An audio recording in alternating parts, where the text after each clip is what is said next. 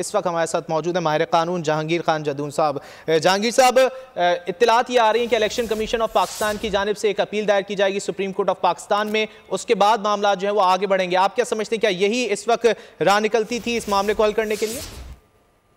ये देखें, अब इस मामला सारे ठीक जा रहे थे, लेकिन जो लाहौर हाई कोर्ट के सिंगल बेंच ने आर्डर जो है वो रिटर्निंग अफसर की अपॉइंटमेंट का चीफ इलेक्शन कमीशन का सस्पेंड किया है, तो उसके बाद हालात जो है अचानक जो है वो खराब होते चले जा रहे हैं। तो इस तरह शकूक व शुबात पैदा हो रहे हैं कि इलेक्शन जो है वो 8 फरवरी को होने मुश्किल होते जा रहे हैं।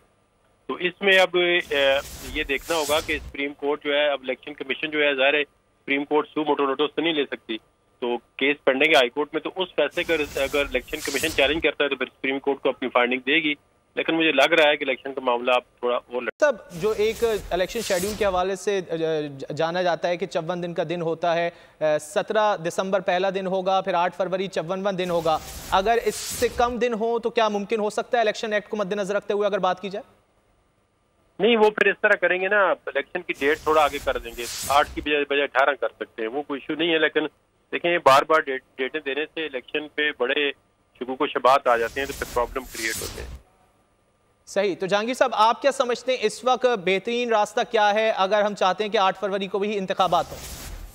बेहतरीन रास्ता यही है कि इलेक्शन कमीशन जो है वो शेड्यूल का ऐलान करे और साथ ही अपील फाइल कर दें। तो लाहौर हाई कोर्ट का आर्डर अगर सुप्रीम कोर्ट सेटिस्फाइड कर दे तो वो रिटर्निंग अफसर का आर्डर जो अपॉइंटमेंट का बहाल हो जाएगा, तो काम शुरू हो जाएगा।